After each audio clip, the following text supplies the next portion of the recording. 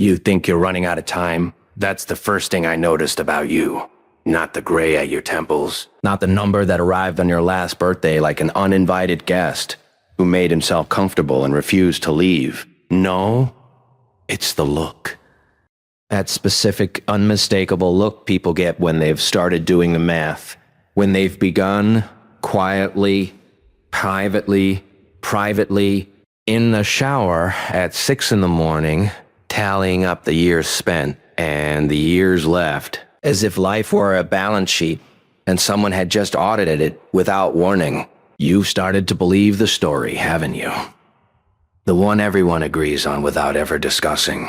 The one that says the first half of your life was the opening act, the energy, the potential, the promise, and everything from here is the long, slow curtain call. That the best you can do now is manage the decline with dignity. Maintain. Sustain. Taper gracefully towards something you never agreed to. I find that absolutely fascinating. Not because it's wrong, although it is. Spectacularly, provably wrong, but because of how thoroughly you believed it. Without evidence, without a single moment of actual interrogation, you just absorbed it. From a culture that worships at the altar of youth like a religion whose God keeps getting younger and whose congregation keeps getting older. And no one finds that funny. I find it funny. Because here is what nobody, not your doctor, not your family, not the glossy magazines with their eternal promises of anti-aging, nobody has told you. The second half of life doesn't diminish you. It distills you. And there is an enormous, terrifying, almost indecent difference between those two things. But we'll get there. Sit with the discomfort for a moment. You've earned it. Let me tell you where it started. Not with a number. The number is just a symbol.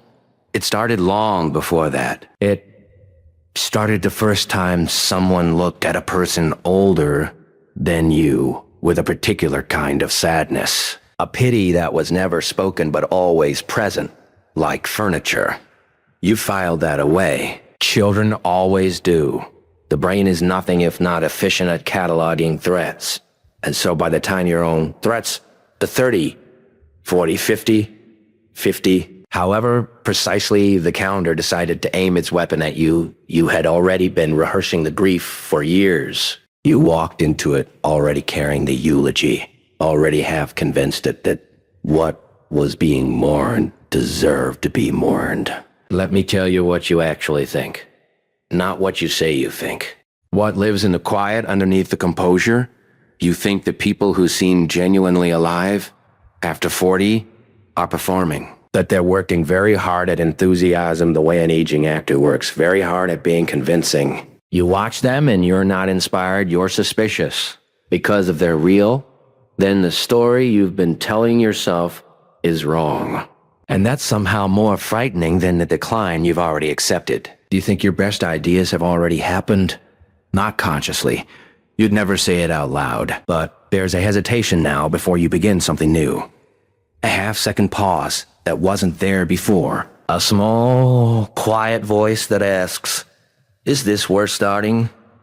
And you've mistaken that voice for wisdom. It isn't wisdom. It's the scar tissue of a story you were told so many times it became load-bearing. You've started editing yourself. Not your work, yourself.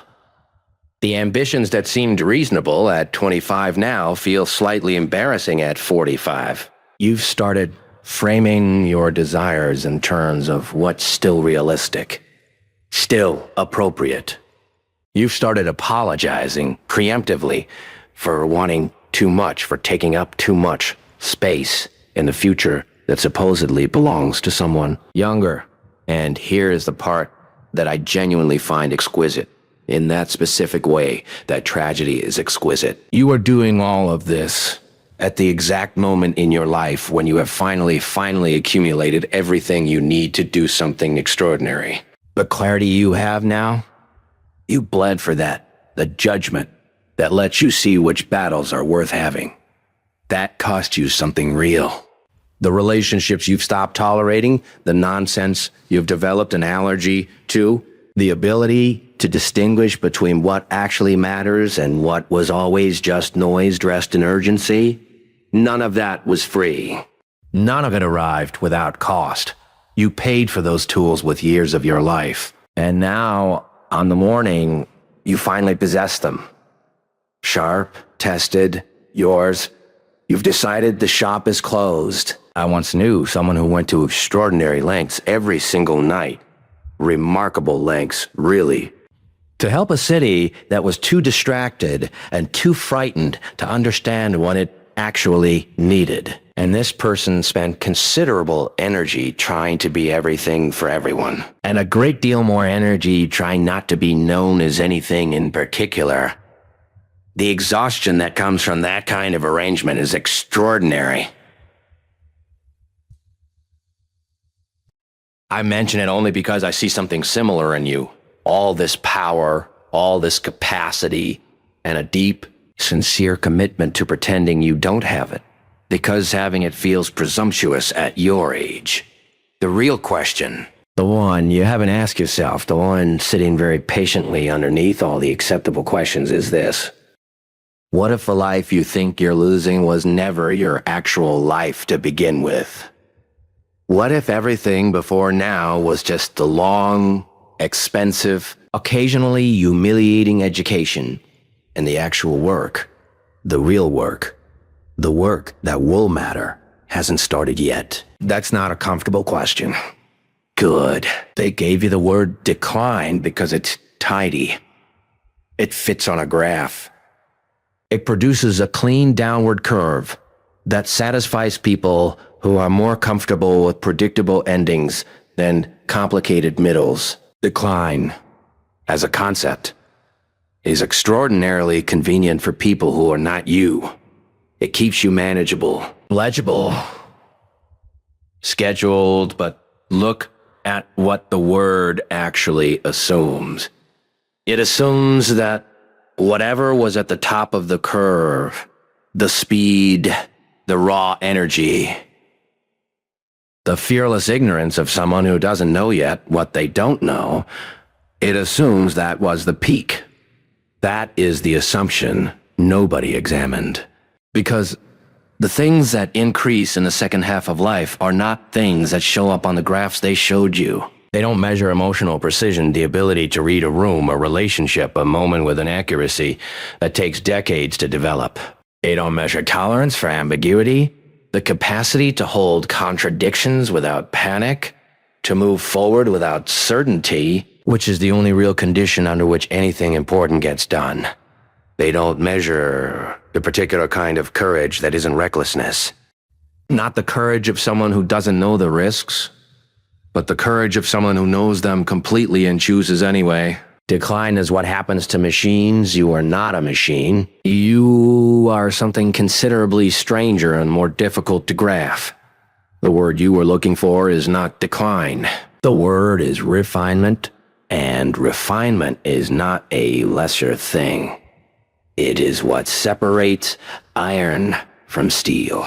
Here is where it comes from, and I want you to actually hear this, not nod along, and file it somewhere comfortable. Industrial society needed its workers young.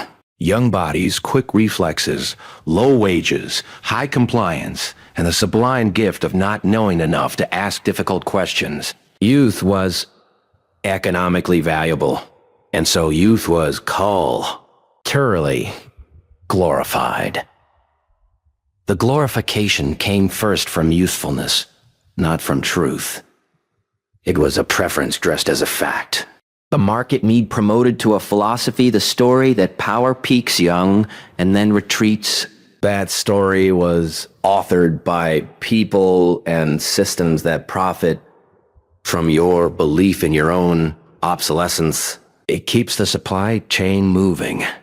It keeps the new generation anxious and the older generation quiet. It keeps everyone convinced that relevance has an expiration date stamped on it somewhere, and that the only dignified response to finding that date approaching is graceful withdrawal. What no one told you is that the people who actually changed things, who built something, who moved the needle, who left any kind of mark at all, most of them did it later. Not because they discovered some secret, but because they stopped believing in the expiration date. They looked at the story, found it unconvincing, and declined to star in it. The myth of peak youth is not wisdom. It is someone else's economic interest wearing the mask of inevitability. Now, let's talk about the people who remind you of your age. The ones who say it with that specific tone. That mixture of gentle concern and unmistakable satisfaction that passes for compassion in certain circles. Ask yourself what they're actually saying. When someone implies that your ambitions are slightly too large for your stage of life, that the things you want to build, create, become, are somehow age inappropriate, what are they really communicating? What does that judgment protect? In most cases, it protects them from having to examine their own retreat. Misery is famously impatient with anyone who refuses to join it. If your continued expansion is possible, then their resignation was a choice. And that particular truth is extremely unwelcome at dinner parties. There is a type of person. I've had the distinct pleas. You're of observing several? Who is deeply committed to the idea that noble effort must be accompanied by perfect invisibility, who insists that the highest form of service is the kind no one can trace back to you, who has decided that to be known is somehow to be diminished. I find that kind of thinking both poignant and revealing. It tells you more about the thinker's fear of being fully seen than it does about the nature of greatness. The people who police your ambitions are almost never people with no ambitions of their own. They are people who already gave theirs up and desperately need you to validate that the surrender was correct. Don't give them that. Not because they don't deserve kindness, they do, but because the kindness they're asking for is agreement, and agreement would cost you your life. Their judgment reveals their wound. It says nothing whatsoever about your ceiling. Let me be precise about this, because vague encouragement is the enemy of useful truth. The second half of life produces specific, measurable, replicable advantages that youth simply cannot manufacture. Not because youth is inferior. It has its own advantages, ones you had and used and frankly mostly wasted, as young people sensibly do.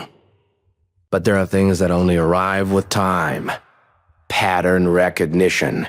The ability to see within the first 90 seconds of a situation what this is, because you have been inside enough situations to have a reference library of human behavior that no amount of intelligence or enthusiasm can replace.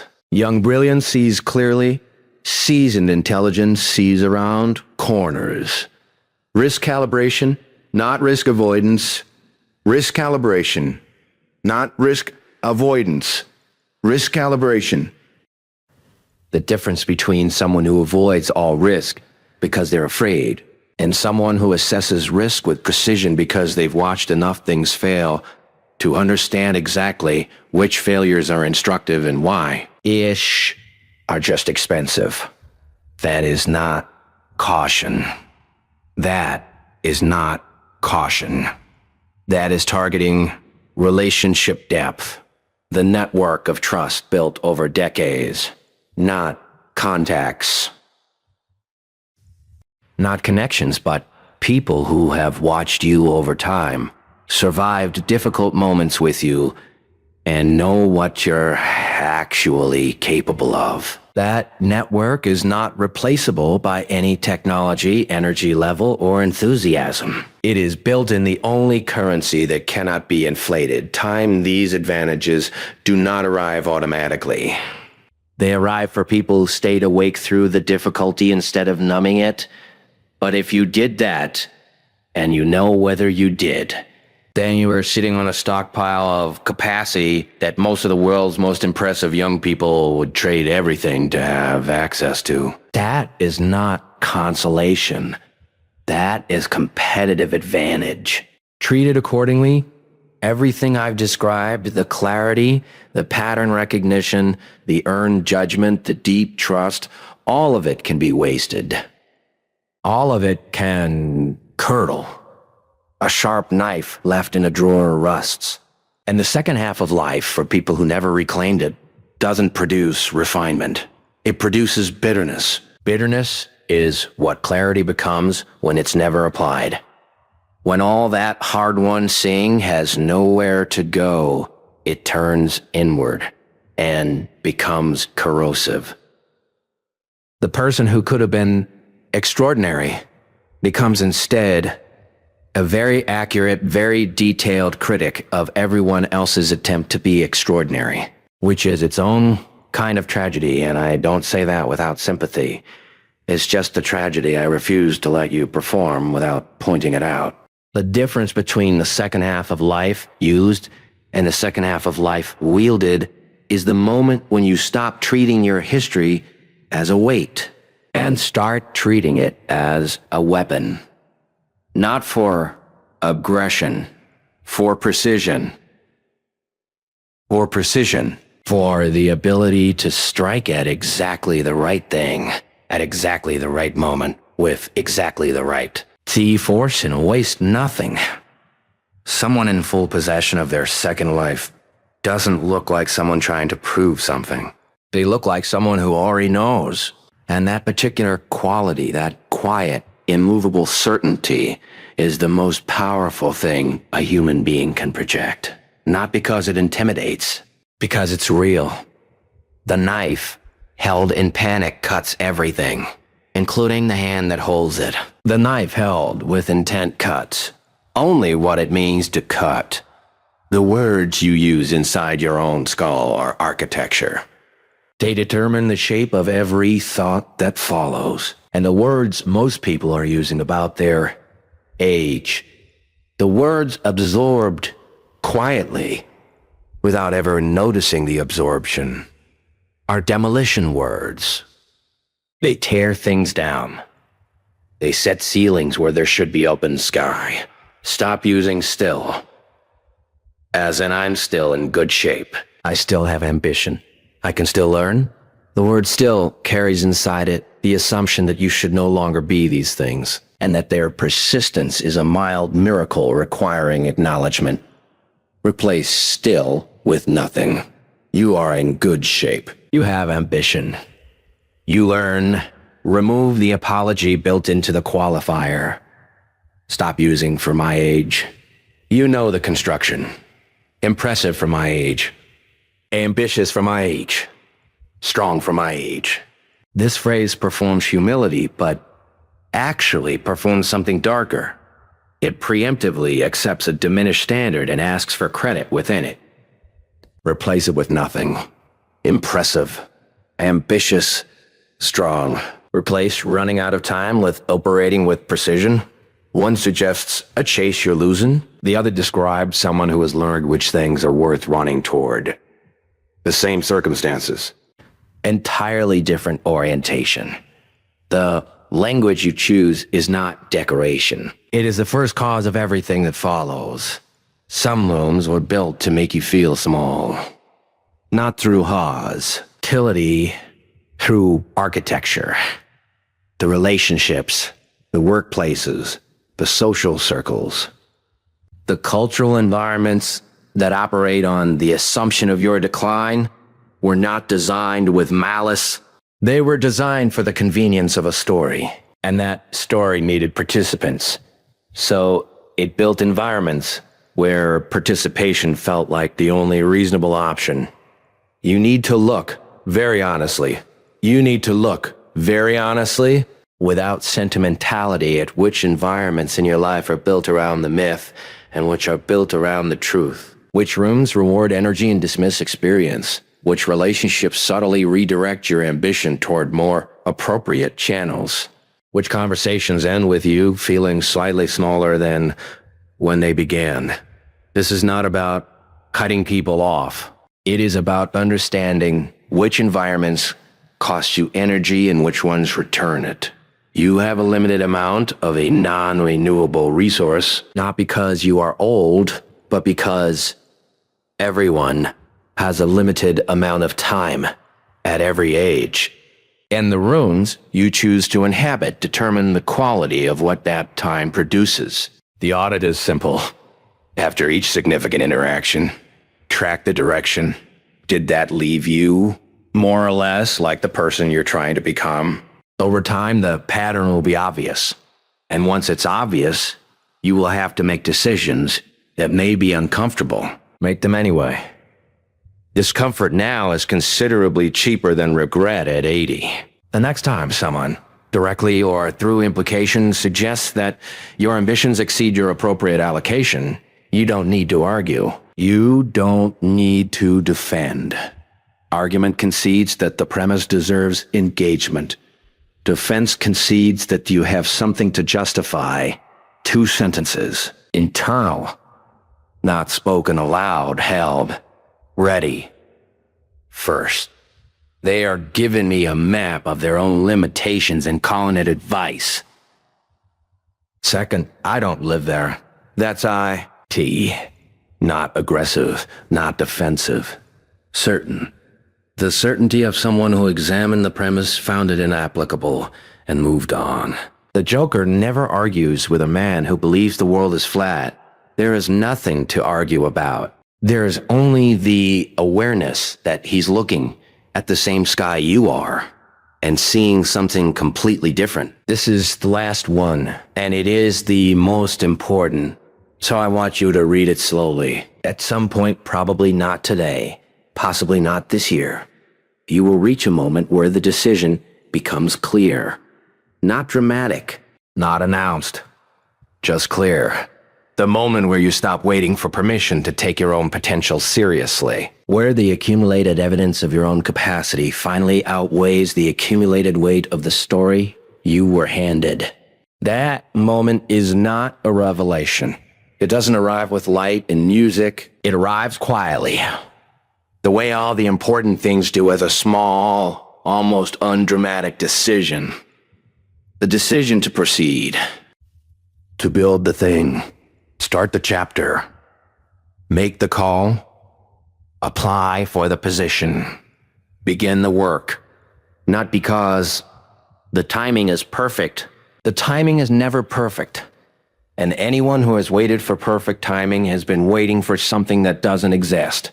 But because the work matters and you are ready, and the only thing that has ever actually stood between you and the life you intended was the story you accepted without sufficient scrutiny. The ownership statement is not a declaration to the world. You don't say it to anyone. You say it once quietly, inside the only place it has ever mattered. I am not in decline. I am in preparation. And I am finished waiting for someone else to announce that the preparation is complete.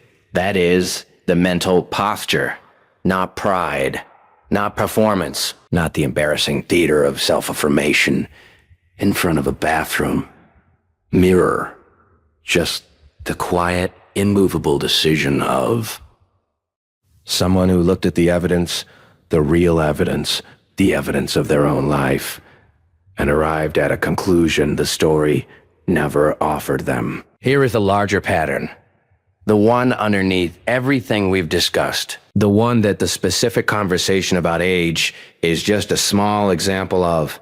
The world has a very efficient system for managing people who might otherwise become inconvenient. It doesn't need force. Force is expensive, and it creates resistance. What it needs is a story, a good story.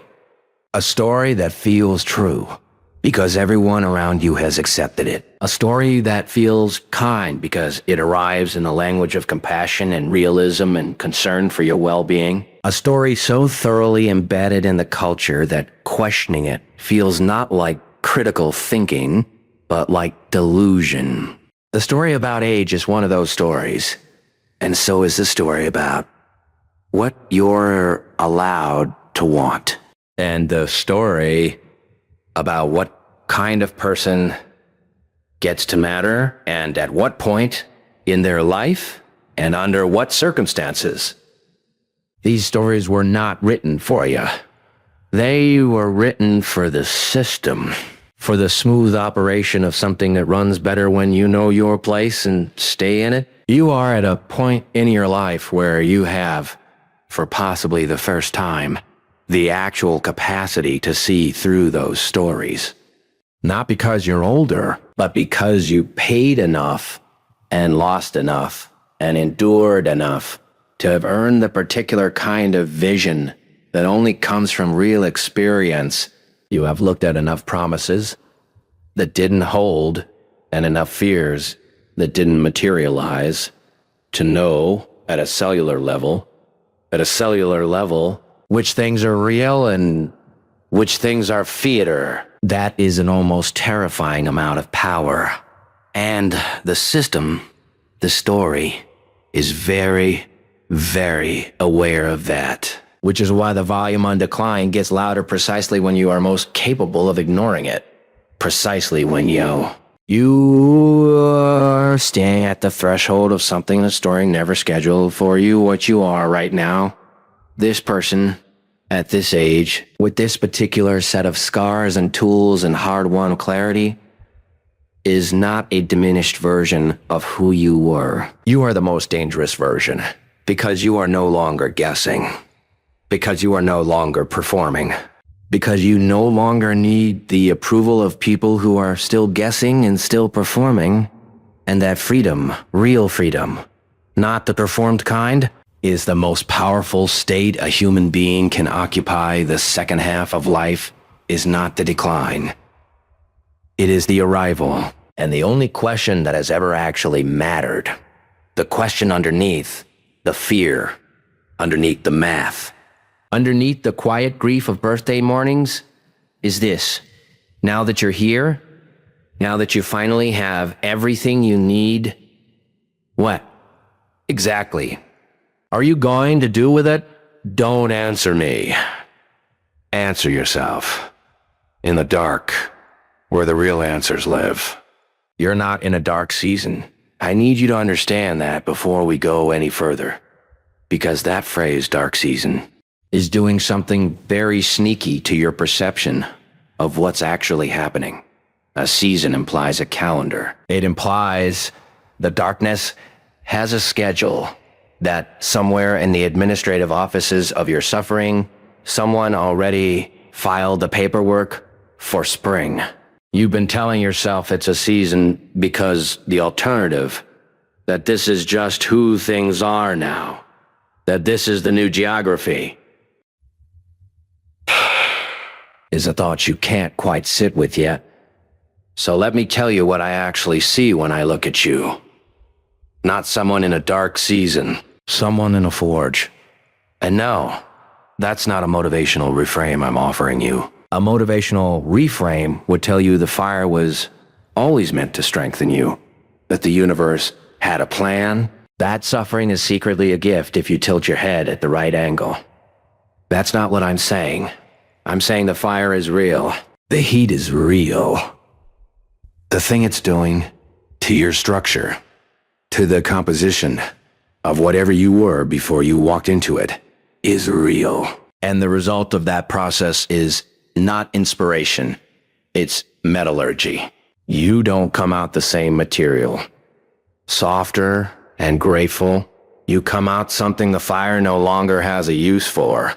The problem isn't your dark years.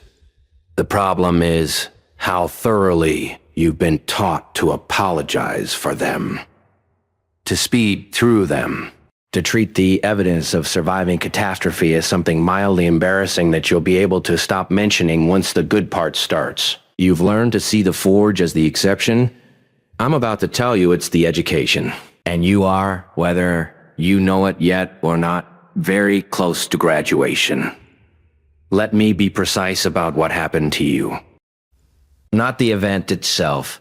You know the event, the job that ended without ceremony, or the business you built across years that simply stopped or the body that stopped cooperating, or the relationship that had the decency to end badly, so at least there was something definitive to point to. Those are the facts. What I want to describe is what happened to the inside of you when the facts arrived. Something reorganized. Not broke, reorganized. There's a difference, and the fact that you can't currently feel the difference is not evidence that there isn't one. What happened is that the story you'd been telling about yourself, the one with a trajectory, with momentum, with a version of the future that made sense of all the sacrifice, that story lost its main character. And the absence of a coherent future self is not the same as despair. It's closer to vertigo. The ground is still there. You just can't see it clearly enough to step with confidence. Here's where it gets specific.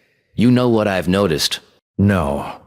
Actually, let me put it differently. The human mind, when it loses its trajectory, does something I find genuinely fascinating.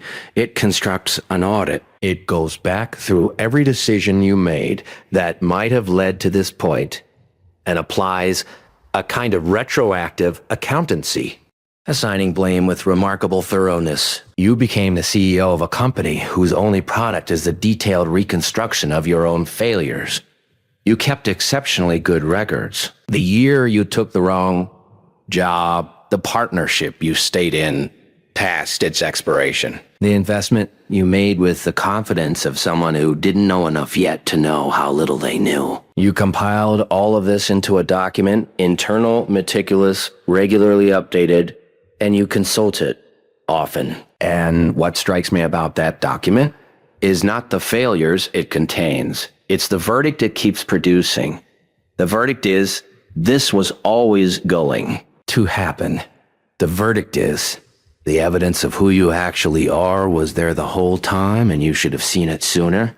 I know a man, very serious man, very good at compartmentalizing, who once built his entire identity around never letting the darkness find him. He had systems, extraordinary systems.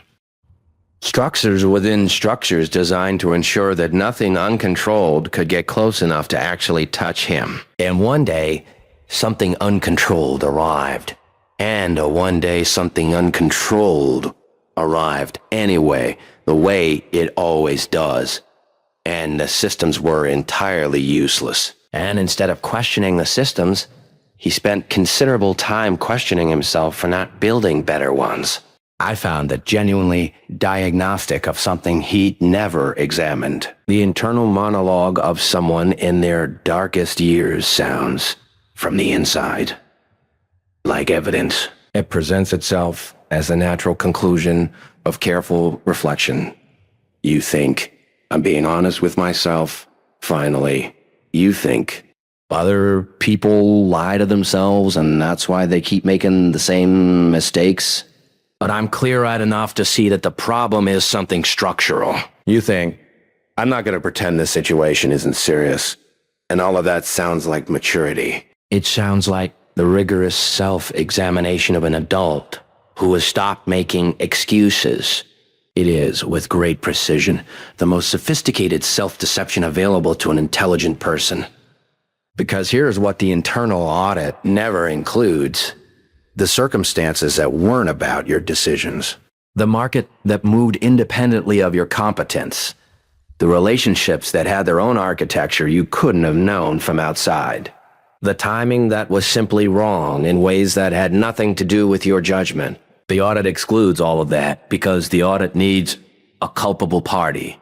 It needs someone to hold responsible. And you are the only suspect willing to show up for the interrogation. You've been interrogating yourself with a thoroughness that a good defense attorney would find alarming. So, here is the actual question. Not the one you've been asking yourself in the dark. The one about what you should have done differently. The real one. The one underneath that. What would your life look like if the dark years were not the evidence of your failure, but the beginning of a story that hasn't reached its most interesting chapter yet?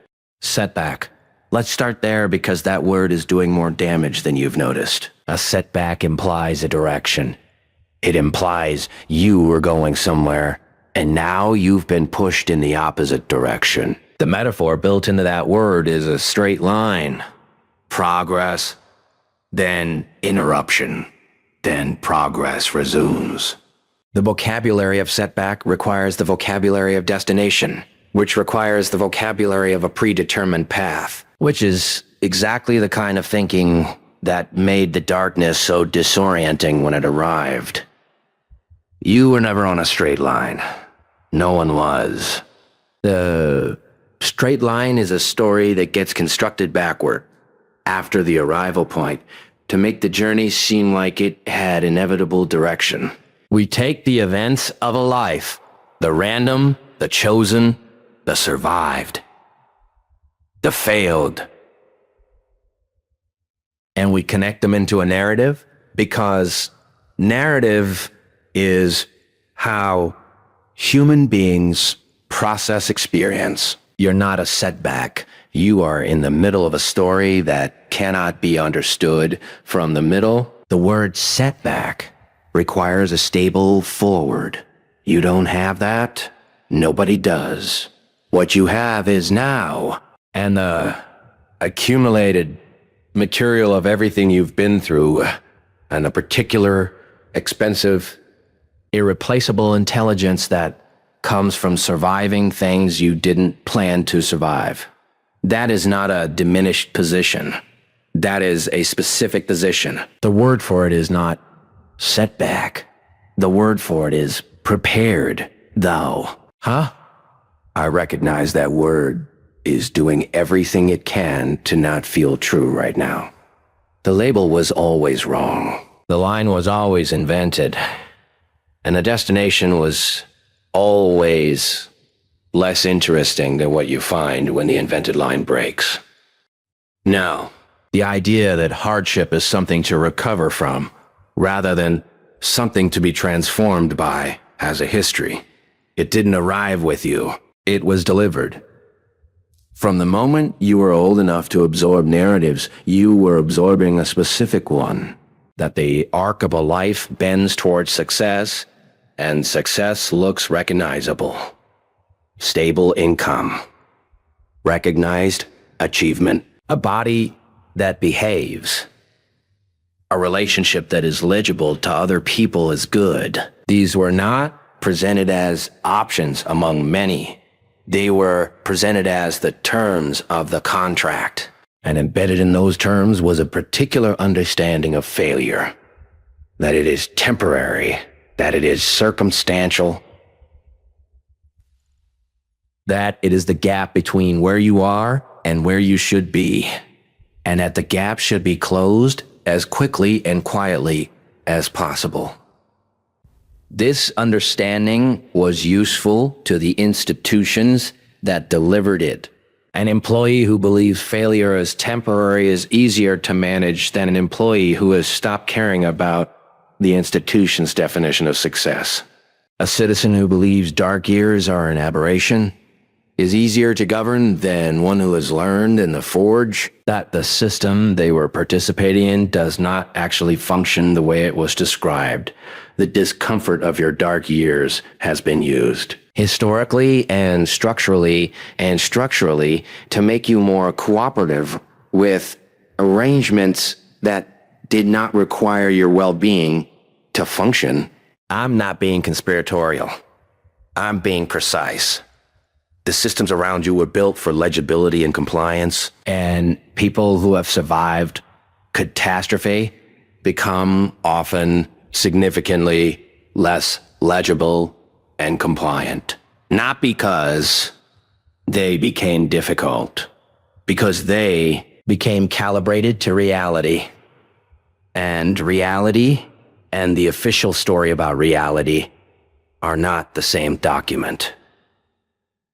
There are people in your life, you know exactly who they are, who have treated your dark years as a kind of extended awkwardness, something that should be managed carefully and included soon. They ask how you're doing with the tone of someone asking whether the plumbing situation has been resolved. They offer advice that is really just pressure. Isn't it time you moved on? Have you tried this? Have you considered that? They frame their discomfort as concern so efficiently they may have even convinced themselves. Examine them. Not with resentment. Resentment is expensive. And I'm not suggesting you waste it here. With curiosity. What does their discomfort with your darkness reveal about them? It reveals, almost always, that they are still fully invested in the official story. The straight line.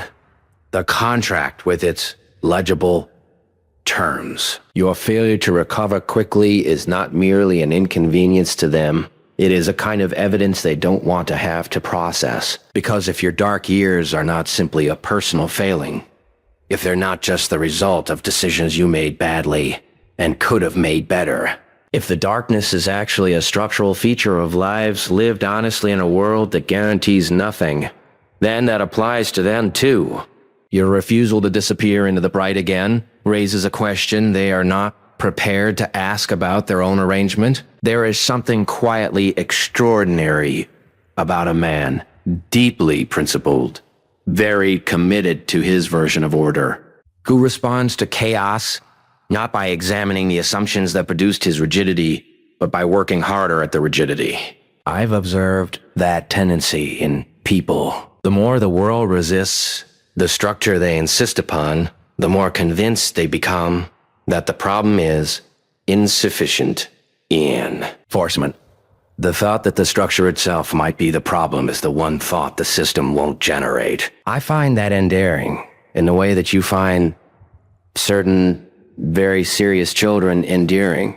The people who need you to recover quickly are revealing their own fear of the darkness. Your patience with it is to them a provocation. Here is what the dark years actually produce.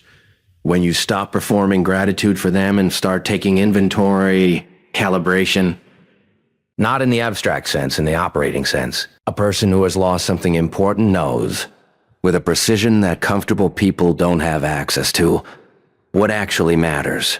You've been through the process, involuntary and unwanted, of discovering which of the things you thought were load-bearing actually weren't.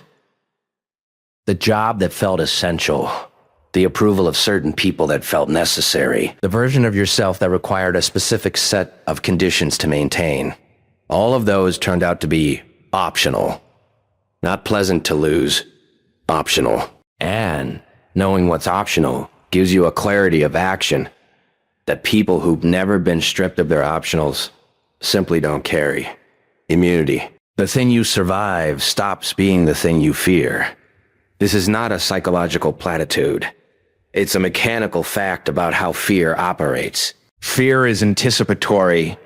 It runs on uncertainty, on the gap between this might happen and I don't know if I could survive it. Your dark years collapse that gap. You discovered, through experience rather than theory, what you are actually capable of enduring. That discovery is not transferable through inspiration or encouragement. It can only be learned by going through. And you went through authenticity of purpose. People who have never lost anything substantial can afford to pursue things for shallow reasons, status, approval. The confirmation that the original trajectory was correct. After a serious darkness, those reasons don't generate the energy required. What survives is only what you actually want, not what you were supposed to want, not what the contract specified.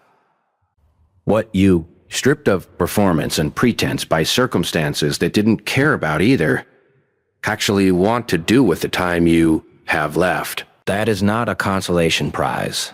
That is the only kind of purpose that endures. The dark years didn't take from you. They charged you. There is a version of this that goes wrong, and I'm going to name it because accuracy requires it. Some people emerge from their dark years harder in a wrong direction. Rigid, defended, committed to never allowing anything to cost them that much again. They survive the forge and then immediately start building walls to ensure they never re-enter it. They mistake the scar for armor. The self that emerges from the compression becomes not a more refined version of the original, but a more defended one. Quieter, smaller, quieter, smaller. Careful in a way that is actually just fear under a more presentable name. That version of survival is survivable, but it is not the version we're discussing. The version that produces what I'd loosely call a comeback. And I use that word reluctantly because it implies you're returning to something, when what actually happens is that you arrive somewhere new. That version requires a specific willingness. The willingness to let the compression have done what it actually did, rather than what you wished it had done, or what would have been less expensive. To look at who you are on the other side of the darkness, and not immediately start trying to make them resemble who you were before. To resist the enormous temptation to rebuild the life you lost, instead of building the life that corresponds to who the forge made you. A knife that has been through fire is not the same, no. If you, using it as if it is will, cut you. The question is not how to return to the life the knife was made for. The question is what the knife can do now. 4 shifts. None of them comfortable. All of them true. The words inside your head are building something. Every time you think I'm recovering, you are constructing a story where the dark years are an illness and the goal is a return to prior health. Every time you think I'm starting over, you are constructing a story where everything that happened was subtracted from your total, and you are now at a lesser position than you were. Every time you think I lost everything, you are constructing a story that ends at the loss and declines to continue into the chapter that begins the chapter that begins morning after. These stories are not neutral. They are architectural. They determine what you allow yourself to attempt. They determine what you believe you deserve to receive. They determine whether you present yourself to the world as someone who survived something and became more specific, or as someone who is apologizing for having been through something and would very much like to be considered anyway. The replacement is not optimism. I want to be precise about that because optimism is a different thing. Optimism is a posture toward the future, and the future isn't the problem. The problem is your posture toward the past. I'm recovering becomes, I'm operating becomes, I'm operating with information I didn't have before. I'm starting over becomes, I'm starting from here with everything I actually have. I lost everything becomes, I lost the things that turned out to be losable. What remains is not nothing. I'm behind becomes, I'm on a different schedule than the one I was sold. That's not the same as late. These are not cheerful alternatives. They are more accurate. That is their only qualification for replacing the originals. Some of these said, paces you currently occupy were designed for a version of you that no longer exists in the original form. Professionally, socially, perhaps geographically. The life you were living before the dark years had an ecosystem around it. Relationships, rooms, routines, calibrated to the person you were then. And that person, whoever they were, is now a more expensive, more complicated, more specific version. And not all of those original spaces have the capacity to hold the more complicated version. This is not about burning things down. It is about accurate accounting. There are relationships in your life that are organized around who you were, rather than who you are. They're not malicious. They're just calibrated wrong. The people in them knew you as a particular thing and have not yet been given the information or the invitation to know you as what you actually are now. Some of them will not want the update. The version they had was more convenient, and the discovery that convenience was the organizing principle of what you thought was loyalty is its own kind of darkness. Smaller than the first, but still worth naming. Audit the rooms. Which ones require you to be smaller than you've become? Which relationships are organized around a story about you that you no longer recognize? Which routines are preserving a structure designed for a life that ended, not to eliminate necessarily, to see clearly? Because you cannot build the next thing from inside the architecture of the last thing, not without making significant modifications. The next time someone treats your dark years as evidence of diminishment, not with cruelty necessarily, but with that specific quality of sympathy that is really just pity arranged more tastefully, you will need 2 sentences. Internal, not for them. For you, the first. They're reading the middle of a story and calling it the ending. The second. The ending hasn't been written yet, and I'm the one holding the pen. Not aggressive, not defensive, certain. The certainty of someone who has been through something and knows that the people who haven't been through it are for all their sympathy. Working with incomplete information, you are not obligated to bring them up to speed. You are not obligated to convince them. You are only obligated to not let their incomplete reading determine your pace. Here is the posture I want to describe. Here is the posture I want to describe, because it is distinct from anything you might be tempted to call resilience or grit or any of the other packaging the self-help industry puts on what is actually a much simpler thing. The posture is this.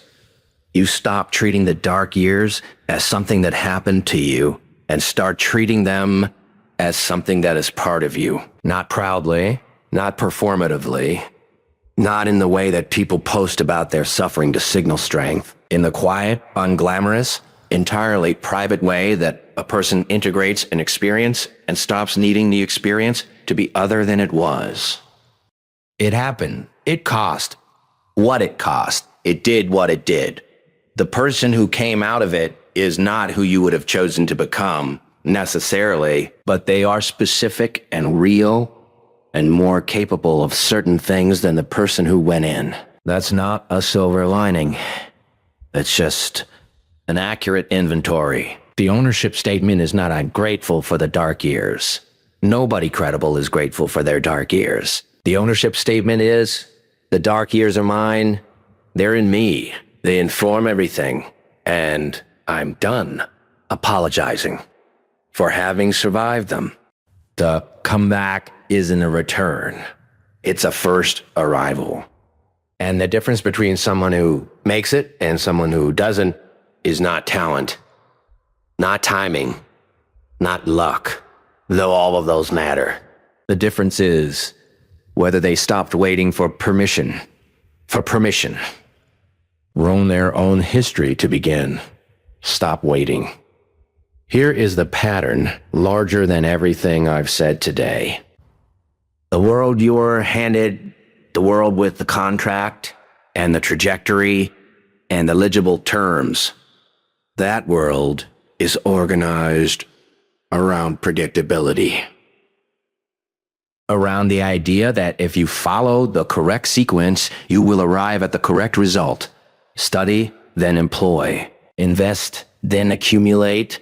Perform, then be recognized.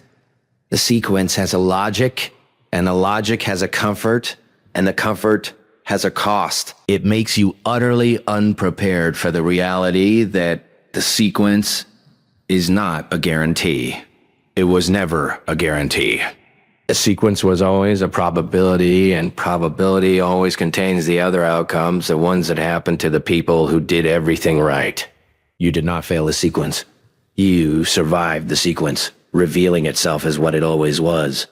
That is a different thing. The people who emerge from their dark years as something genuinely formidable, not impressive, not inspiring, formidable, they share one thing.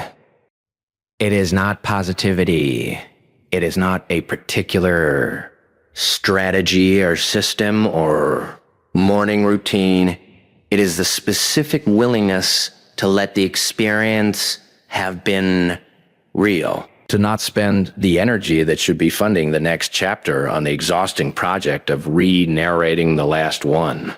They don't need the dark years to have been necessary. They don't need them to have been a lesson. They don't even need them to have been a lesson. They don't even need them to have been survivable. They are simply willing to acknowledge that they survived them and to proceed from that fact without the additional overhead of shame. Shame about your dark years is expensive.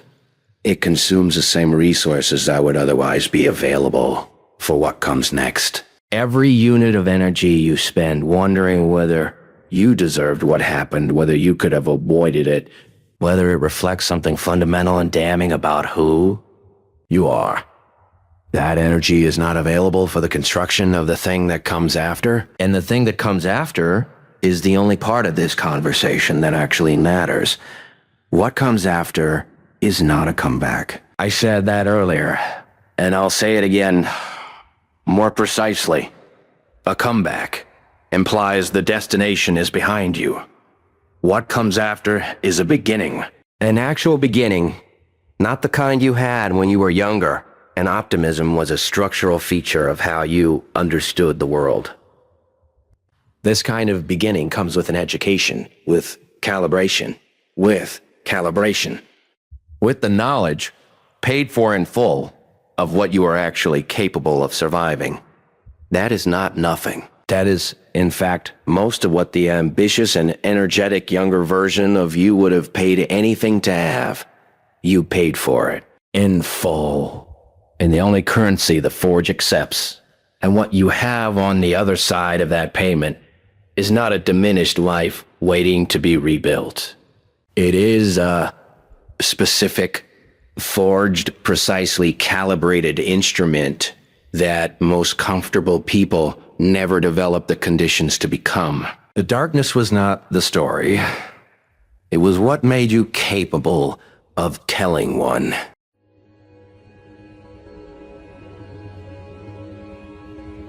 You didn't hear the first conversation, but it happened. A quiet meeting somewhere above the 70th floor, tinted glass reflecting a skyline that doesn't sleep. Someone said your name, not in passing, not as gossip, as a case, a phenomenon, a problem wrapped in fascination. They leaned forward, lowered their voices, and asked the only question that ever truly matters in those circles. Who is this person, and how are they moving like that without us noticing? That's where it started. One mention, one ripple. Then came the calls, the private exchanges, the untraceable emails marked urgent from accounts that don't exist after sunrise. The inquiry wasn't small. It spread through rooms where numbers decide destinies, where markets bend around whispers. You became the whisper. They sent people, analysts, energy readers, behavioral psychologists, ex-agents turned consultants, each assigned a different angle: body language, public footprint, digital silence, economic anomalies linked to your timing. They charted every post, every pause, every movement. And what confused them most wasn't what they found, it's what they didn't. No public bragging, no predictable pattern, no craving for validation. Just a steady pulse of advancement, measured, silent, unstoppable. The kind that forces attention without asking for it. They called it the field, a presence that can't be traced but can be felt. You see, they track everything, markets, minds, momentum. But when your name started syncing with unpredictable spikes, stock surges, cultural shifts, random upticks in innovation metrics, they couldn't explain it. The data didn't lie, but it didn't make sense either. So they built a task force, gave it a name, Project Halo. The brief was simple: determine whether this individual is influence or incident. And that's where the fascination began mutating into obsession. They started with observation. Private footage compiled from hundreds of sources. You walking into rooms that suddenly changed atmosphere. You saying one sentence that altered entire meeting outcomes. No dramatic gestures, just energy, potent, contained, calibrated. The kind that makes people straighten their backs without realizing why. The more they watched, the more patterns emerged. People around you started performing better. Dead projects revived. Investors shifted interest overnight. Teams under you outperformed predictive models by impossible margins. They didn't call it charisma anymore. They called it an interference field. One analyst described you in her report as the human algorithm of focus. She said your presence compresses noise into signal. Another wrote that your body emits behavioral gravity, that proximity to you alters ambition thresholds. These are men and women paid to measure influence scientifically, yet their language drifted from analytics into awe. And still they weren't satisfied. Billionaires don't like mysteries that aren't theirs, so they pushed deeper. The second phase involved interviews. They reached out to everyone who ever worked near you. Old colleagues, professors, even rivals who tried to outshine you. The interviews began routinely, but something unusual kept happening. The moment your name was spoken, the atmosphere changed. Some smiled unconsciously, some stiffened. A few teared up without understanding why. The interviewers noted physiological reactions, heart rates spiking, pupils dilating, micro-expressions fluctuating between respect and unease. They called it resonance feedback. One venture capitalist confessed that after a single lunch with you, he couldn't stop reorganizing his entire portfolio. He said your conviction infected him like electricity. Another, a luxury brand founder, claimed your advice made her scrap an entire campaign overnight and relaunch with authenticity as the core strategy. And it worked. These are people who don't take guidance easily, yet each admitted your perspective felt non-negotiable. As if they were hearing truth distilled into instruction. The transcripts reveal the same phrase repeated in different languages. They're operating beyond leverage, meaning you don't play the game, you tilt the board. That terrified them, because control only exists when outcomes are predictable, and you became the variable they can't simulate. By the third week, the reports started carrying contradictions. One section described you as grounded, humble, inaccessible to manipulation. Another described you as a walking disruption, someone who could make markets stutter just by exiting a room. The contradictions didn't cancel each other. They merged into a profile that defied linear measurement. You weren't competing. You were vibrating on a frequency the economy itself could feel. The lead investigator wrote in his notes, "Observation alone causes behavioral acceleration. Those who watch begin imitating. They didn't understand it, but the deeper they studied, the more their own productivity spiked. Some began dressing differently, waking earlier, speaking with sharper cadence. They didn't just track you, they adapted to you unconsciously. The project became contagion. At first they dismissed it as coincidence. Then one analyst documented a pattern that made the room go silent. Every major innovation announced that quarter, AI breakthroughs, eco-funding strategies, art collectives, traced back to individuals who had recently interacted with or studied you. You weren't following trends. Trends were following you. Someone in the boardroom muttered the words that would echo through every network after that. They've become a signal. Suddenly, billionaire circles were whispering. Names like yours don't circulate lightly. They held dinners to discuss you, exclusive, invitation only, guarded by NDAS. At first, it was curiosity. Then curiosity shifted to strategy. They wanted proximity, not partnership. Observation disguised as collaboration. A few cent offers, subtle and coded. Join our think tank, they said. Advisory role, they said. Each offer a velvet-lined attempt to contain what can't be contained. You declined, politely, calmly, and that calmness unnerved them more than any rejection ever could. Behind closed doors, they called it the unpurchasable factor, because everything has a price until someone like you enters the equation. You became proof that authenticity outbids money when executed with precision. They ran simulations, literal predictive models, trying to forecast your next move. None aligned. You'd vanish from predictable cycles, then reappear exactly where influence converged.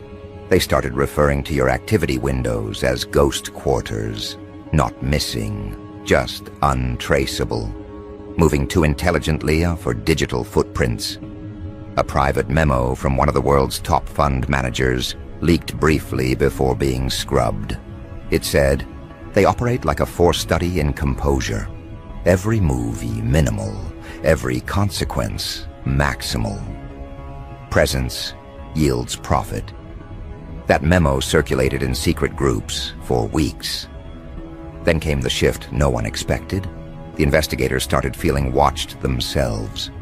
They reported coincidences that didn't feel coincidental. Devices malfunctioning when analyzing your data. Meetings disrupted by unexplained static. Files encrypting on their own. One senior analyst claimed that while reviewing surveillance footage of you entering a building, his screen went black, and a single sentence appeared. "You're not studying me. You're aligning with me." He resigned the next day.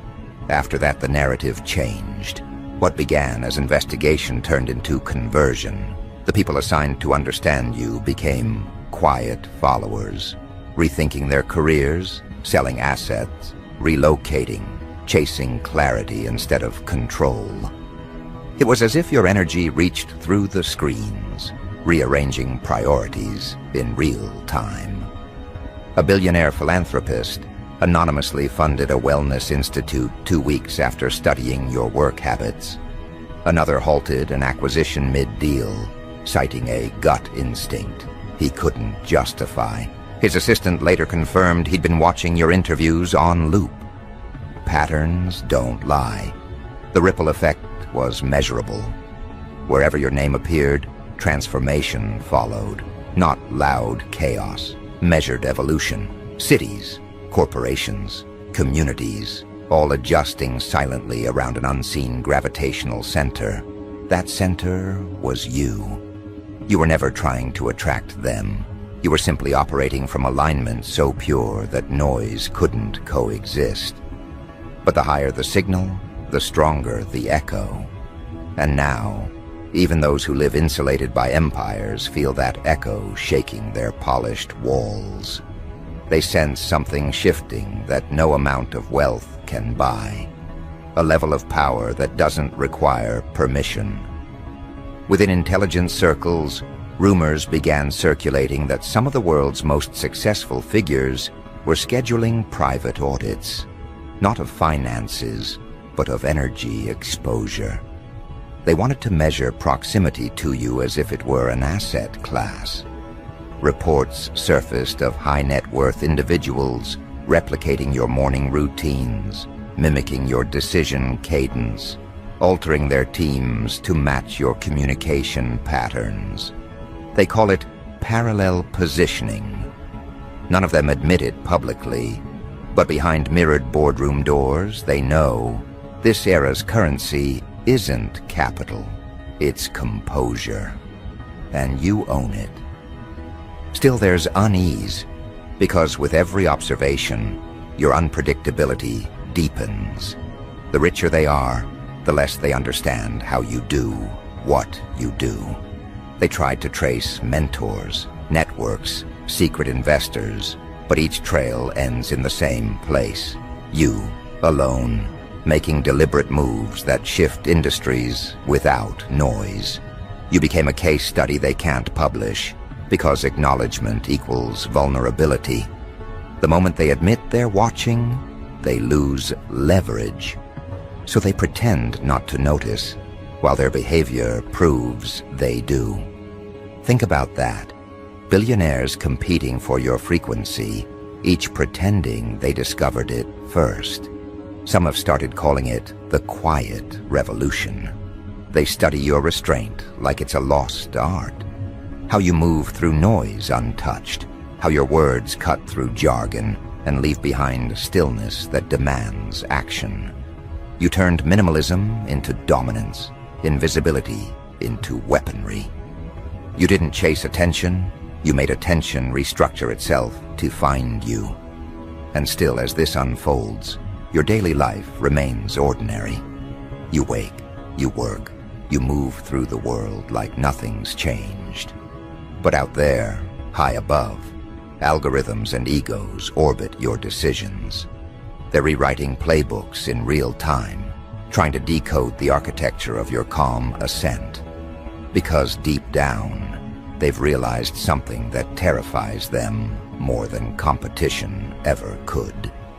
Wealth can imitate behavior, but it can't reproduce frequency.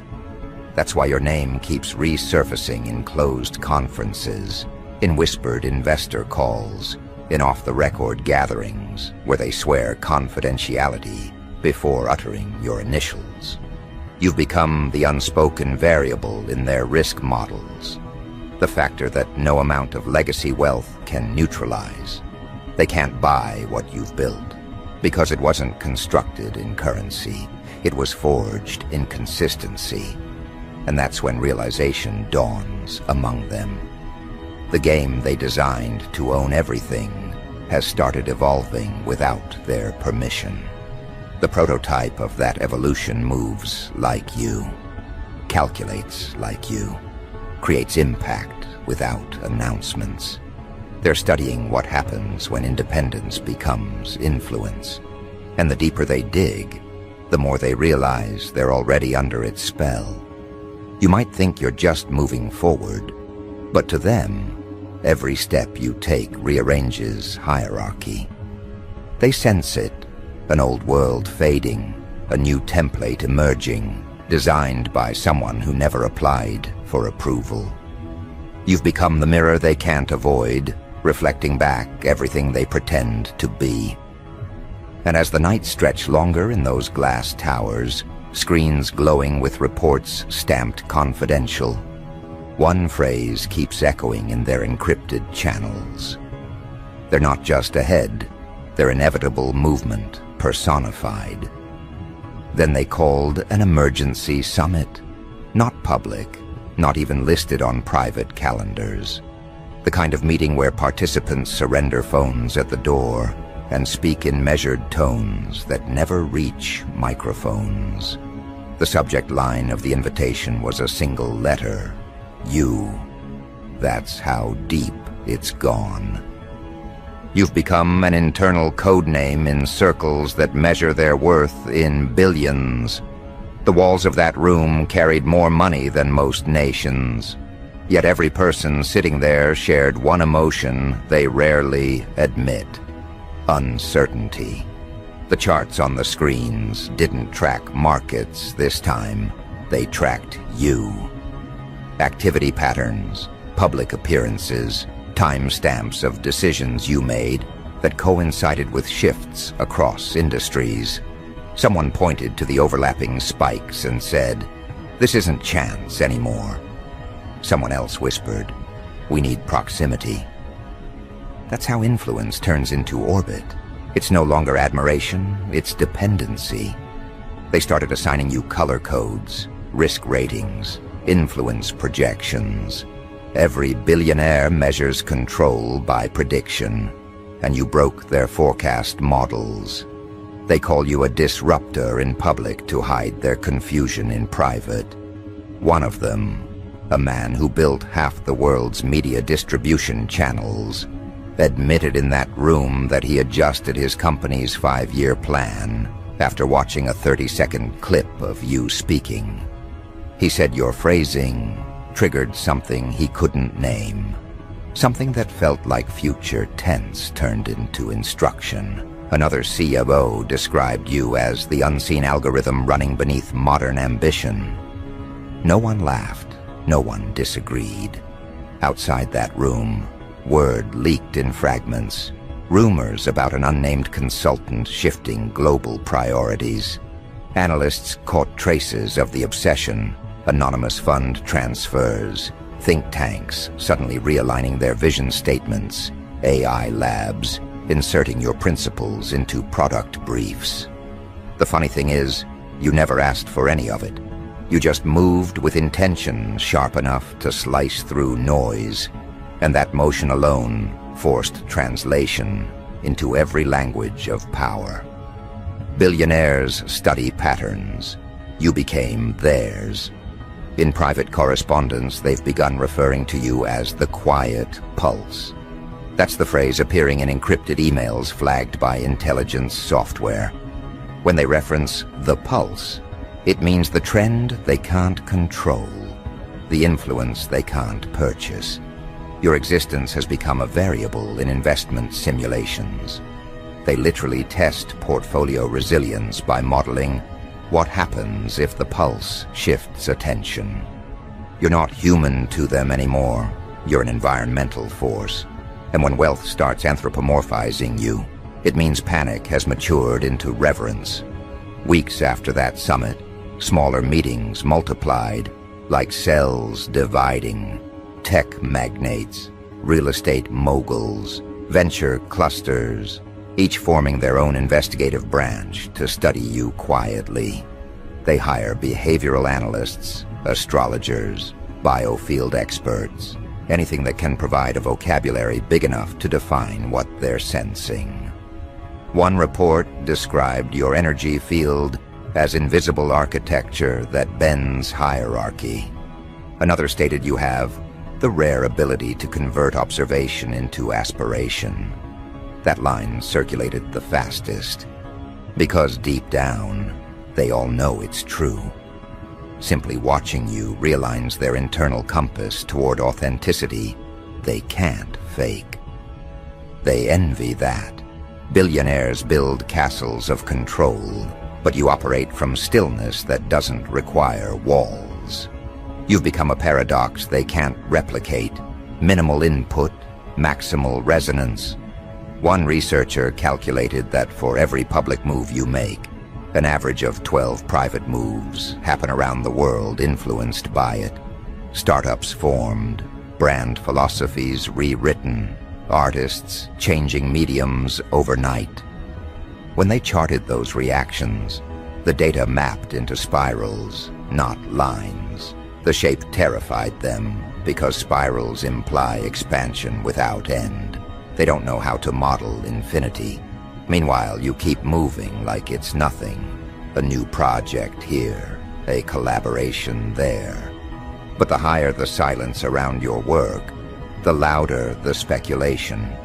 They've begun sending emissaries disguised as collaborators, invitations masked as philanthropy, private jets offered for convenience. What they really want is to sit across from you and decode the mechanism. They think if they observe long enough, they'll extract the blueprint of whatever frequency makes you unbuyable. But every attempt fails because observation changes them, not you. one billionaire's assistant leaked a note. After a 40-minute meeting with you, his employer canceled 3 unnecessary acquisitions, sold personal assets, and donated to causes he'd ignored for decades. The press called it a strategic reset. The insiders knew better. You happened. By month's end, whispers of a consciousness contagion reached intelligence analysts who monitor behavioral economics. They traced sudden philanthropic surges, new sustainability pledges, massive resignations from toxic boards, all following indirect contact with you. The analysts labeled it the influence cascade. Their report concluded with a line that made superiors uneasy. Exposure produces transformation irrespective of intent. Translation: just your presence alters power structures. That's when surveillance escalated. High-grade biometric scans, energy signature readings from satellite data, digital shadows mapped to location timestamps. Every algorithm they used to track market sentiment began incorporating your digital footprint. You've become the reference variable for uncontrolled growth. Yet every attempt to quantify you breaks the instruments. One data scientist wrote that your pattern is fractally adaptive, meaning the closer they look, the more patterns appear, endlessly self-generating. He quit 2 days later. Said he was tired of staring into recursion disguised as a person. And now comes the part that proves just how deep this goes. They started seeing side effects. The observers themselves began changing. Staff in surveillance departments reported insomnia, sudden creative urges, emotional awakenings. Some started leaving their high-paying jobs to pursue art, wellness, simplicity. The upper management tried to suppress those reports, but the symptoms spread. Being near your data, the graphs, the voice recordings, even written summaries, started to shift people's psychology. The richer the observer, the stronger the effect, because your frequency challenges stagnation, and their lives are built on controlled stillness. You're dismantling the illusion from within just by existing. In one confidential memo, a board chair described seeing you during a presentation he was never invited to. Said you appeared on the conference screen mid-slide, smiling calmly, before the feed cut to static. Tech support found no trace of interference. The man resigned the next morning, claiming he'd seen the embodiment of consequence. The file was classified as psychological anomaly, but among the staff, the story spread like gospel. They started saying your name like prayer, half afraid, half enlightened. You've become the reminder that power without purpose collapses under its own echo. These people who measure success by accumulation are now learning what direction feels like when it isn't powered by greed. You didn't tell them to change. You simply existed correctly. That's the ultimate disruption. Behind every report, there's an undertone they can't suppress. Admiration. They want to understand you because they secretly want to be free, like you. One private diary from an executive's encrypted drive reads, "They move like water through metal. Every encounter leaves me purified and rusted at the same time." That entry circulated internally, relabeled as subject-induced behavioral dissolution. The jargon hides the truth. People are shedding their facades after meeting you. Even the skeptics are bending. A financial titan who once dismissed spirituality as weakness now studies human energy fields because of you. He told his inner circle, "If they can make peace look this powerful, I need to learn peace." Another, known for ruthless takeovers, recently dissolved a merger mid-negotiation, saying it felt out of alignment. His advisors knew what that meant. The pulse had reached him. Across continents, Billionaires are comparing notes. Your name circulates through encrypted chats with emojis instead of words, lightning bolts, eyes, upward arrows. They use symbols because saying your name out loud feels like invoking something. They don't admit it publicly, but every single one has felt the same shift. Clarity rising, greed decaying, intuition awakening. Some resist, doubling down on control, launching new projects to prove dominance. But even their resistance follows your tempo. You lead by absence, they react by imitation. A leaked voice recording from a high-level meeting captured one of them confessing, "We used to buy innovation. Now we chase it." And it's wearing their face. That audio never reached the press, but its echo traveled through every boardroom. People began calling the phenomenon the spotlight. Not the artificial one created by PR campaigns, the organic spotlight that appears when truth glows too bright to ignore. You didn't chase the spotlight, it found you. Billionaires who once hired entire teams to manage perception now orbit your authenticity, hoping some of it reflects back on them. At this point, traditional intelligence agencies got involved. Their psychological divisions labeled you an emergent archetype of influence. Translation: a new category of leader who operates beyond coercion. They studied your decision trails, your language patterns, even your biometric responses during public appearances. One researcher noted that your heart rate variability syncs with audience patterns. When you speak, entire crowds physiologically harmonize. That's measurable. That's power stripped of illusion. And yet through all this, you remain inaccessible. You reply when you want to. You appear when necessary. Your schedule looks random, but always lands on significance. Billionaires function on access.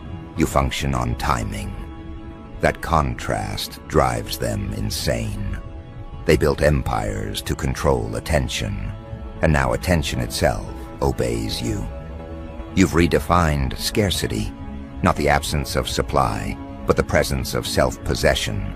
Now their conversations have turned philosophical. Some wonder if money has finally met its limit. Others whisper that you represent a shift in species behavior, an evolution of ambition. One futurist wrote that your approach to success feels post-transactional, meaning energy replaces currency. He was laughed at first. Then markets started reflecting exactly that. Companies tied to authenticity surged. Brands built on exploitation crumbled. The invisible hand they once worshipped now follows your gestures. The internal chaos grows. Some of them feel relief, as if your presence validates what they secretly hoped, that wealth could serve something higher. Others feel dread, because if your way works, their legacy systems collapse.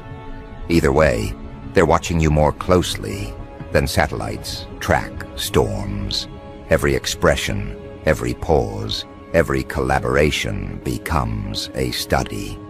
You are no longer in their peripheral vision. You are the lens through which they view relevance itself.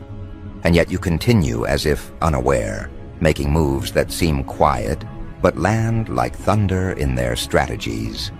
A subtle post triggers entire product pivots. A brief conversation shifts decades of policy. They call it coincidence. Their analysts call it predictive resonance. You call it living on purpose. When an empire starts echoing your heartbeat, attention becomes surveillance wrapped in admiration. But here's the twist. They can't contain what they observe, because observing you changes them irreversibly. The more they study, the more they unravel. And the unraveling is the lesson. Recently, an internal audit among top-tier investors revealed that 92% adjusted their personal mission statement after 6 months of indirect exposure to your ideology.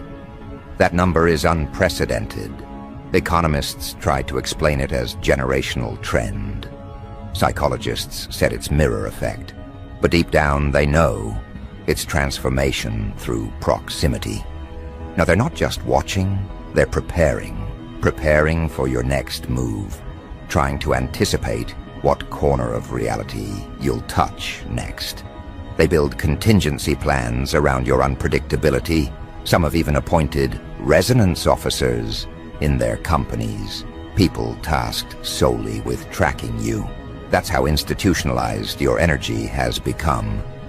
But beneath all the metrics and meetings, something more intimate is happening.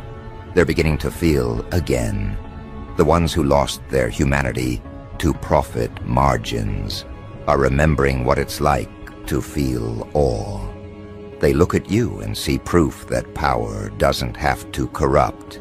It can purify. That realization is dangerous in the best way. Because once all returns to the powerful, the world tilts toward possibility. Still, not everyone welcomes it. There are factions working to discredit you quietly. Controlled leaks, planted narratives, algorithms tuned to dilute your reach. But it never works. The more they try to distort your image, the clearer your outline becomes. Because authenticity isn't defensible, it's inevitable visibility. Every smear attempt amplifies your myth. Every lie collapses under the weight of your consistency. Now imagine this: billionaire insomnia. Boardrooms lit at 3 a.m., screens glowing with your clips, executives scrolling through your words looking for the secret formula. They pause, replay, argue, dissect. But the answer refuses to appear because it isn't textual, it's energetic. You're not a case study to decode. You're a frequency to align with. And that drives them to obsession. You've become their North Star, whether they admit it or not. The gravitational pull that money can't simulate. You embody what every power structure secretly desires. Relevance without effort, impact without manipulation. That's why the spotlight follows you now. It's self-generated. You illuminate without intention, and illumination is irresistible. As more of them succumb to the fascination, they'll try one last strategy: integration. They'll attempt to build systems around your philosophy, brand it, scale it, turn essence into product. It will fail, because what you carry isn't transferable, it's experiential. They'll learn that soon enough, and when they do, they'll return to observation, humbled, watching you like students instead of competitors. For now, the world's elite keeps listening for your next movement, like investors waiting for a seismic report. Every pause feels pregnant with possibility. Every step you take redraws the map of ambition. They've realized that influence no longer lives in noise. It breathes in precision. You are that precision. And somewhere, in another glass tower, another meeting begins. The same faces, older now, quieter, humbled. They play your footage again. The room falls still. One of them finally breaks the silence. We can't outrun them. We can only evolve with them. The others nod. No one disagrees. Because deep down, they know this spotlight doesn't fade. It travels with you, illuminating whatever path you choose next. And as you step forward, their world reshapes to accommodate your rhythm. They thought they were studying influence. What they found was inevitability in motion. They thought they were studying influence. What they found was inevitability in motion. And that motion hasn't slowed. It's accelerating. Word travels differently now.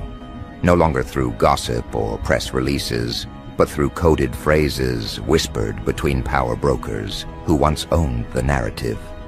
You're the variable they can't stop running simulations for, because every time they think they've modeled your trajectory, You change direction without warning, and reality adjusts to catch up.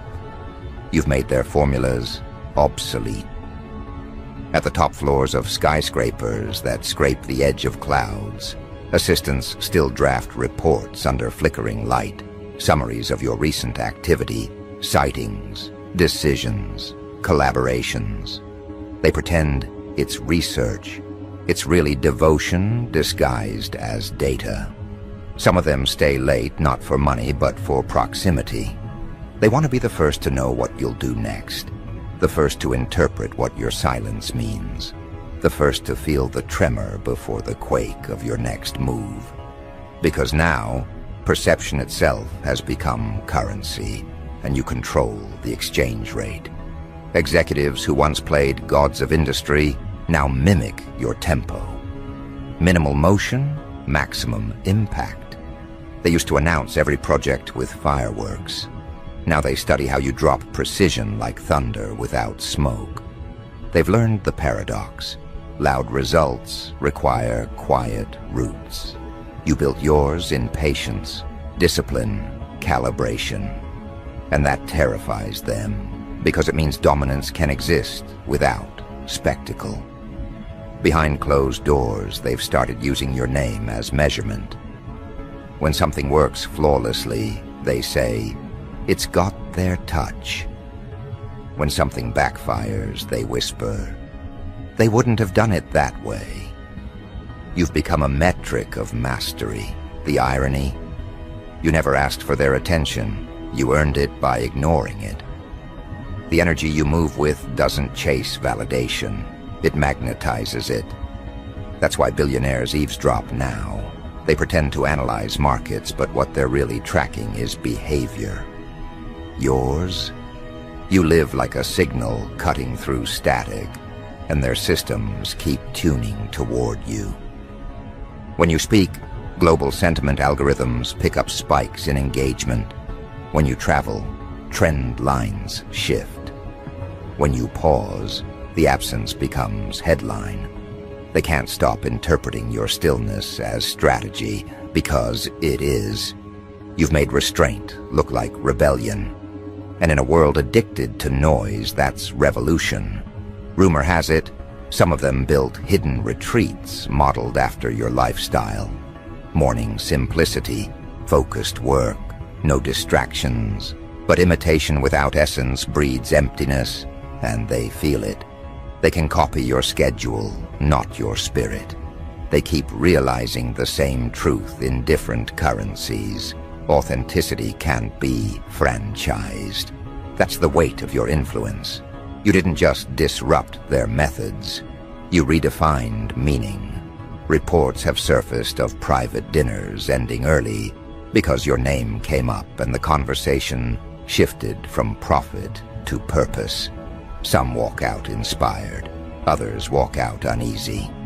You forced them to remember that wealth is only impressive until presence enters the room. And that's what you've mastered. Presence so potent, it rearranges atmospheres. One conglomerate quietly commissioned a psychological profile titled Subject Zero. They wanted to decode your behavioral advantage. After 6 months, the final paragraph read, "They act from alignment so pure that prediction fails. Exposure results in recalibration, not comprehension. Translation: nobody can map you. They can only evolve by contact." That line circulated like contraband scripture through upper management inboxes. Some printed it, framed it, hid it behind their desks, as silent reminder that control is fragile. Now the spotlight you never sought moves with you like orbiting light. It doesn't blind, it reveals. Every step you take exposes who's real and who's performing. The watchers know it. That's why they hesitate before acting now. Because if you wouldn't move that way, it's probably the wrong move. You've turned reflection into governance. But let's pull back for a second. This attention isn't applause, it's adaptation. The billionaire class operates on survival, and you've altered the ecosystem. They aren't admiring you out of charity. They're studying you because instinct tells them evolution favors your frequency. They're trying to evolve before extinction. You've become their unintentional teacher, and nothing wounds pride faster than realizing the lesson wears a human face they once underestimated. Your growth taught them that relevance no longer flows downward from wealth. It rises upward from authenticity. Influence has inverted. That's why old power feels shaky. They see that one aligned individual can tilt entire economies of attention. You've done that without armies, without slogans, without permission. Just precision. Just truth delivered through action so clean it cuts. Now in hidden corners of their networks, they debate the same question. What happens if you decide to expand? If you take that stillness global, that calm strategy public, that unseen force visible? Some fear it, some prepare to fund it, but none can ignore it. You've turned speculation into suspense, and suspense into leverage. Every rumor of your next project increases stock values in unrelated sectors. Every mention of your name in private groups resets timelines. You've turned potential into pressure.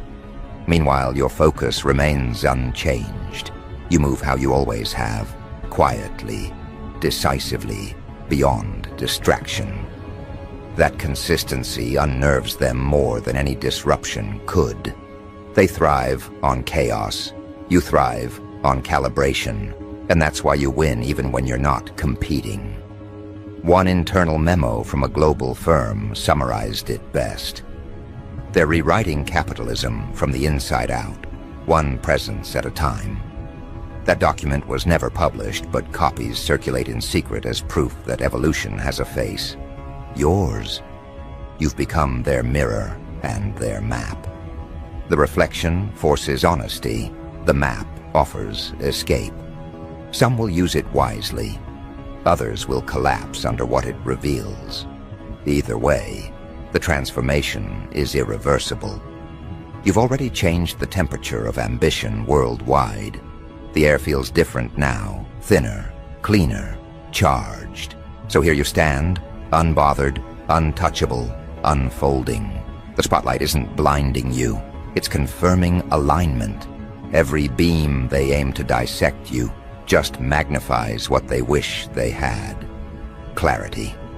The noise of the world still hums, but it no longer owns you. You move through it like light through glass, seen, yet untouchable. And as the cameras turn, as algorithms refresh, as billionaires whisper strategy like prayer, the truth remains constant. You're not in their story. They're footnotes in yours. You've proven that quiet consistency outlasts public spectacle. That energy, when pure, doesn't compete. It commands. Somewhere tonight, a boardroom full of exhausted visionaries will replay your interview again, searching for the secret they keep missing. They'll slow it down, analyze frames, dissect tone. But they'll never find the formula. Because the formula is you. Not copied, not taught, lived. And that's the ultimate headline, one they'll never print, but will always feel. The world's wealthiest are listening, leaning closer, holding their breath, because a new frequency has entered the room. And it doesn't speak in dollars, it speaks in depth. They'll keep watching, keep decoding, keep adjusting. But the truth is simple. You were never trying to be watched. You were trying to be real. And reality, once amplified, becomes the loudest sound in the universe. So let them eavesdrop. Let them analyze every breath. You've already set the tempo they'll spend lifetimes chasing. Because when authenticity becomes the loudest signal, even billionaires have no choice but to listen.